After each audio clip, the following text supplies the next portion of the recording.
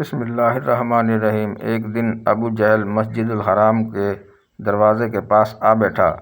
پیغمبر اکرم صلی اللہ علیہ وآلہ وسلم مسجد سے باہر تشریف لائے تو وہ اپنا ہاتھ آستین سے باہر لایا اور کہنے لگا، یا محمد صلی اللہ علیہ وآلہ وسلم، بتائیے میری مٹھی میں کیا ہے؟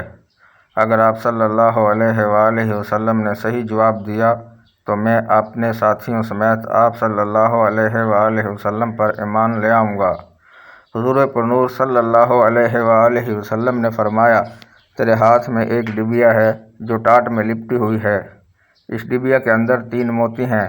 ان میں سے ایک سوراخ شدہ ہے، دوسرا آدھا سوراخ شدہ ہے اور تیسرا بغیر سوراخ کے ہے۔ اس ڈبیا میں ایک لال بھی ہے جس میں ایک سرخ کیڑا ہے۔ کیڑے کے منہ میں سبز پتی ہے۔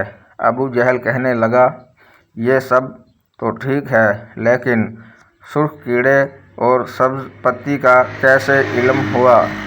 آپ صلی اللہ علیہ وآلہ وسلم نے فرمایا، لال کو توڑ دو، معلوم ہو جائے گا۔ ابو جہل کہنے لگا، میں اس قیمتی لال کو کیسے توڑوں؟ ایک صحابی کہنے لگے، اپنے لال کی قیمت لگا کر اسے توڑ دو۔ اگر رسول خدا صلی اللہ علیہ وآلہ وسلم کی بات معاذ اللہ درست نہ ہوئی تو میں قیمت ادا کروں گا۔ ابو جہل اس بات پر راضی ہو گیا۔ جب لال توڑا گیا تو سب نے دیکھا کہ اس میں چھوٹا سا سرخ کیڑا منہ میں سبز پتی لیے ہوئے موجود تھا۔ رسول اللہ صلی اللہ علیہ وآلہ وسلم نے اس کیڑے سے دریافت کیا کہ تم کب سے اس لال میں ہو؟